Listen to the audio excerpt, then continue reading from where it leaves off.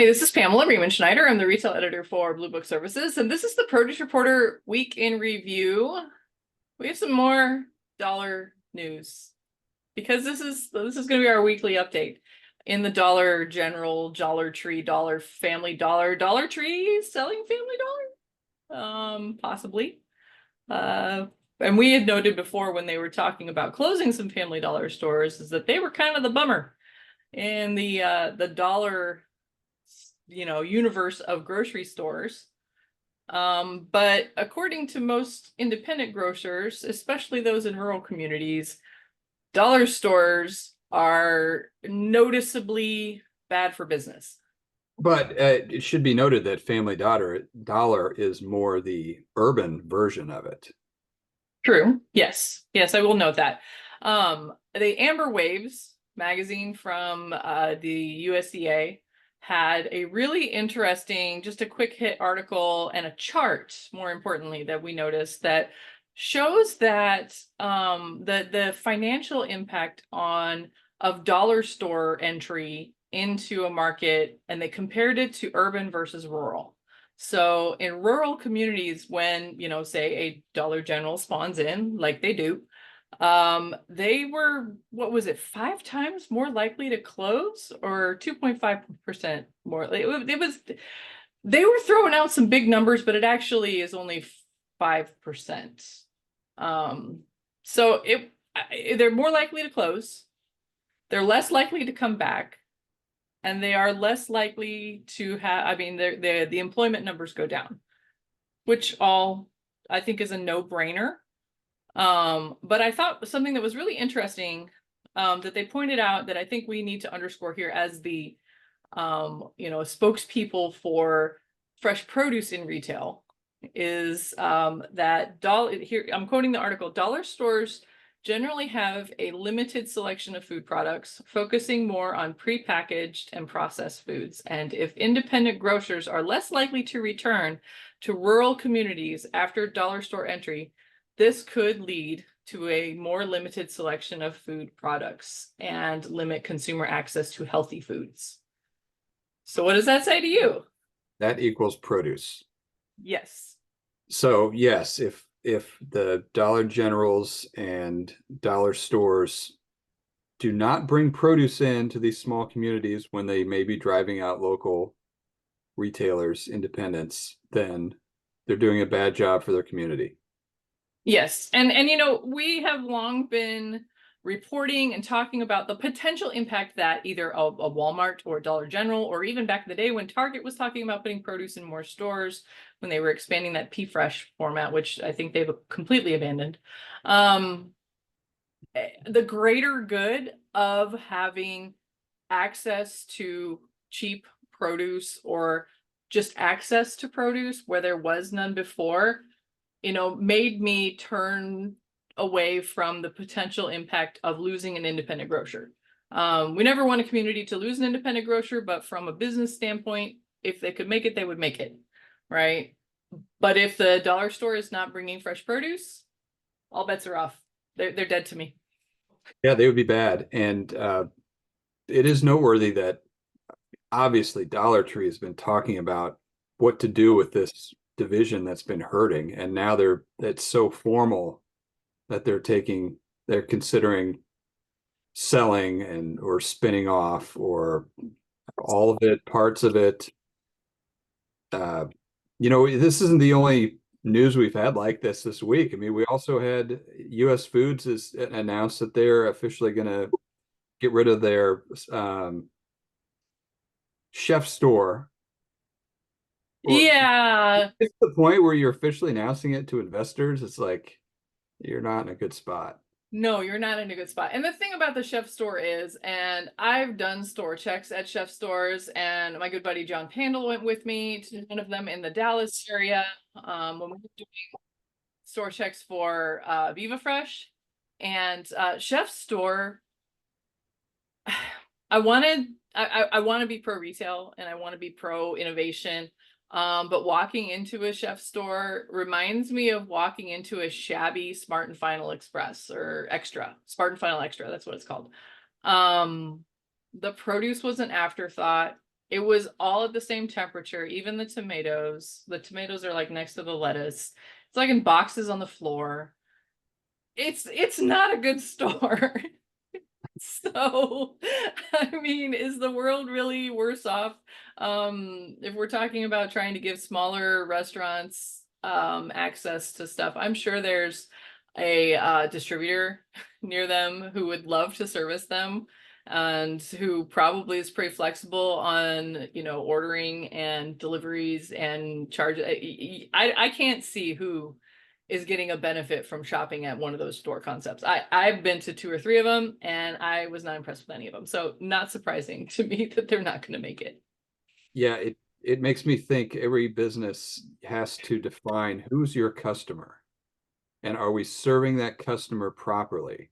And so when you go into a store like that and you see how product is treated, you're like, who are they going for here exactly? And it wasn't cheap. That's the thing, is Yeah. that there has to be like, it's at one of those things where it's like pick two. You can either have it fast or cheap or high quality, and you can only have two. And in this case, you can either have it, you know, a quickly accessible, or the quantity that you're looking for, or the price, or something. I'm not exactly sure what their, you know, reason for being is. When you've got retailers like Restaurant Depot, or you can just call up one of the many distributors in your market that can service you, because most of those chef stores were actually in decent size markets that I'm sure that there's someone who can get them what they need. So yeah, it's not surprising. No, I mean, it kind of comes back to the Family Dollar. It's they have a problem, a bigger problem than Dollar Tree or Dollar General answering who is your customer and are you servicing that customer? Because those stores just have a lot more problems and they're in urban areas where there's more competition and they have product problems. And it's not the case with the other stores. Also, when they're more, in more rural, they're more professional. They're more professional, and also they're more exclusive in a lot of those markets. Although I will note, back in the early days of my career when I lived in Schulenburg, Texas, there was a Family Dollar across the street from a Dollar General, and I would choose one or the other to go walk down and get my "we're going to press today" snacks.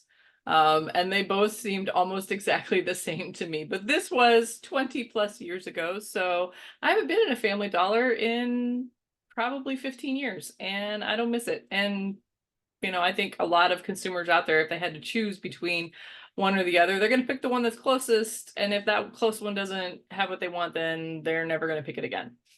So, Well, we have both of those in my market, and I can clearly see a difference between the two, both in the way stores are run and the customers that they attract. yeah, yeah. Let's go to the other side of the produce world. Let's go to premium, because I want to talk about some premium stuff. And we had a press release this week that a lot of people thought was really interesting, and I've tried these before. I don't know if you're going to open your wallet for these. Well, But I've tried them at a produce show. oh, you did? I've never Yeah. seen them at a produce show. I've only ever had the absolutely fabulous Mastronardi berries. Those are good. I don't want to Oh, I name thought drop, I had but one. I thought I had one at a produce show. I certainly have not bought one. yeah, I did, because they were $20. But when Oishi, the Japanese backed indoor grower of super fancy strawberries, just opened a 237,000 square foot vertical strawberry farm. And to put that into perspective, they can produce 20 times more strawberries than they were before. Um, and I think it's fabulous because I love really good strawberries. And so this seems like it's in New Jersey, which they were already in the Northeast. But my local Central Market had them and still has them. You can go in there every once in a while and they're in there. So I thought that was really interesting that they are really expanding this concept of the super premium fruit, because goodness, that is a lot. And it's also fully automated. It's got little robots that pick the strawberries, and And the LED lights use 14% less energy per plant. I mean, and it's solar powered. A lot of fun stuff. The technology is cool. The price point is not for most Americans. No, and when they first launched, it was one of those super premium things, where you could get like a little package of them for $50, and then it would be like a restaurant thing. And then I ended up paying, I think they were marked $20, and then this was back in November. And then when I went into the store, I grabbed 2 containers of them. I think each container had, 9 berries or something like that in them, packed in a little like air cloud to keep them from bruising. And I got to the checkout counter and the guy was like, these are $15, right? You know this. And I was like, $15? I thought about going to getting a third one because I'm like, hey, that's way less than I thought. And he looked at me like I was crazy for buying these things. And I was like, man, have you ever seen what I buy at Central Market? Okay. I have no restraint in that store. Well, it was good of him to note that it was not a typical purchase, so you didn't have a heart attack like a normal person would have. Right. Like when cherries are $9.99 a pound and you get a 2.5 pound bag and you, whoa, that's $25. It's $25 for the cherries and you get the sticker shock, and then you're like, I'm gonna have to save up before I go for them again. Actually, from in my market, they're $2.99 a pound already. And I am looking forward to an amazing cherry season because cherries are that thing. And I've seen it on social media so many times lately, especially of people celebrating cherries because they are so good. They make it to the store in such good shape. We've figured out the as long as you pick them when they're ripe. I mean, some of the early season ones, obviously, that's not it. We talked about this last week or the week before, one of those days. But when they are actually really hitting the peak and are affordable, like there is no limit. But I also wanted to point out here Yeah, something kind of like peaches. kind of like peaches. Okay, so I've been mulling peaches for the last couple of weeks, and because I had saw something on LinkedIn and I'm like, let me look this up, let me get some data, let me try to bring it all together. So the last couple of years I've ordered from the Peach Truck, right? Because the Peach Truck is a new concept where they bring tree ripened peaches direct to consumers via a semi truck that they park in like a mall parking lot, and you pre-order and you go pick them up on your pickup day. And for me, they're the best peaches I've eaten in forever. I have not bought a peach like this at the store in years. And so I always look forward to it. My friend Anna Marie, she looks forward to it. This year, I looked at the schedule and they're not coming to my market. And I was real mad about that until my husband went to Central Market on Monday. The Peach Truck has gone retail. Are you That would kidding me? explain why they're skipping Austin this year. They're going straight to HEB. Yes, they were at Central Market, and it's like it was $10 for these 5 peaches, which I didn't weigh it. I mean, it seemed like a lot for 5 peaches, gonna be honest. Although the smell is there. I haven't tried them yet. Obviously, I'm gonna do a video, and they're perfectly ripe now. They're ready to eat. And it is a little more approachable than the $50 for 25 pounds of peaches that I've been spending, because you have to have a plan for 25 pounds of peaches. It's not something that you can just, oh, let's just buy this, because every year for me it's been coinciding with me leaving on a road trip. So I'm road tripping with 25 pounds of peaches in the passenger seat, like passing them out at everyone's house that I stay at over the summer when we travel. So I thought it was just fascinating that they've taken this concept that they started. It was a couple in Nashville, I believe, and they're like, peaches at the store are no good. They don't taste good. They've lost the flavor. So let's figure this out. And so they figured out direct to consumer was the way.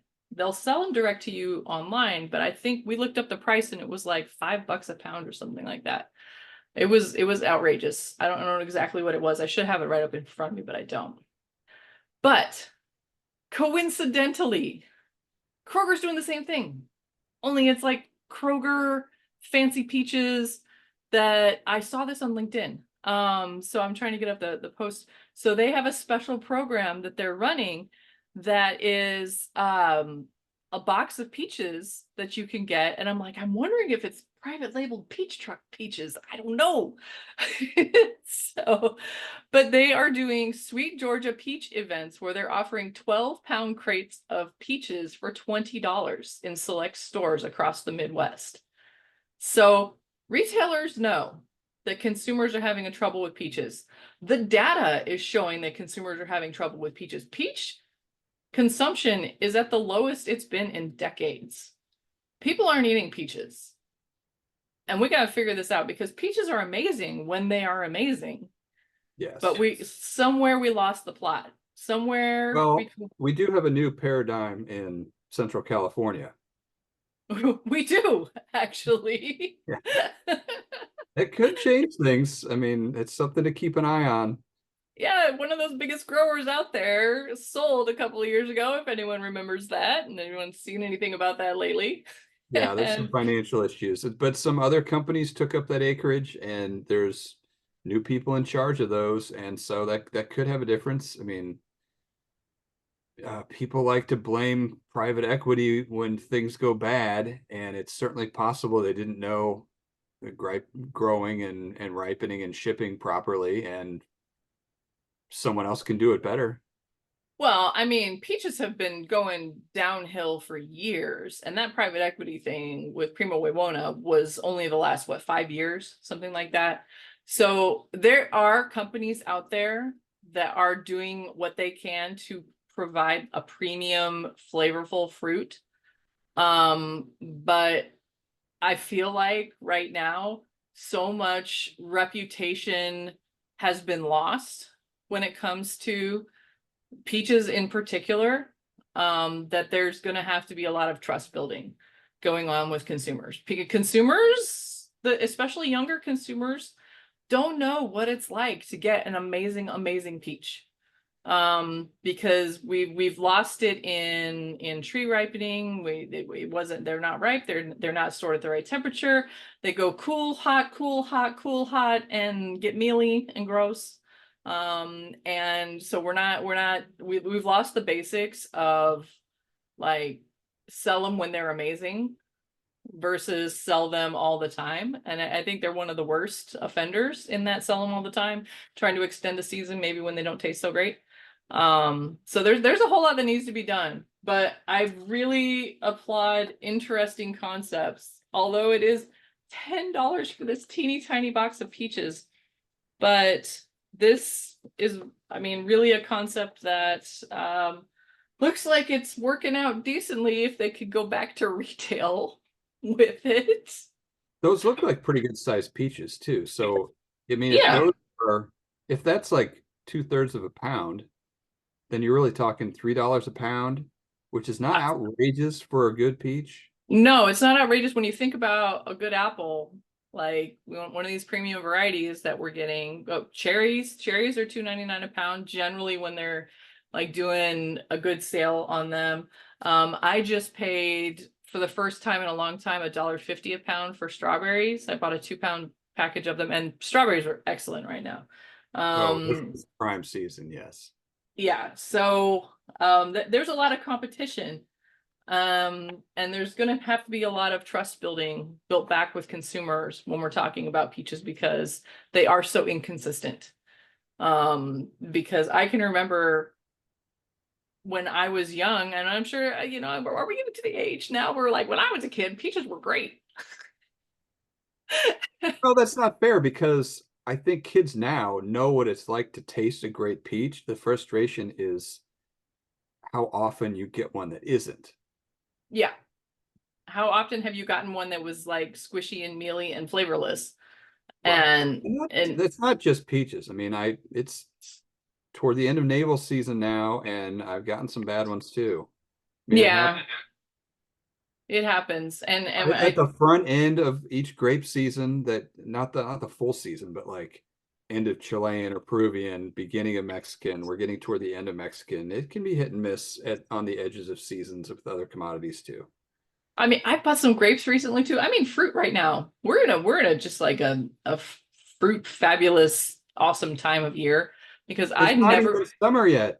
I know, I rarely buy grapes and they've been so good lately. So, I mean, it's just a great time to be in the store, I guess. So, I mean, that level, we're gonna eat these here. I'm gonna take them downstairs and let my gremlins down there have a bite, and you'll have to check out my TikTok to see what we thought about the next evolution of the peach truck. We can't get 25 pounds of them, but we can get 5 of them for $10. Looking forward to seeing it. All right, well, that's it for the Produce Reporter Week in Review. If you are not getting the Produce Reporter newsletter, you need to go to producebluebook.com and sign up. Millions of peaches. I wish I could use that song. Peaches for me. You know, that also gives my age, I guess. Yeah, I know that song. That is very Gen X.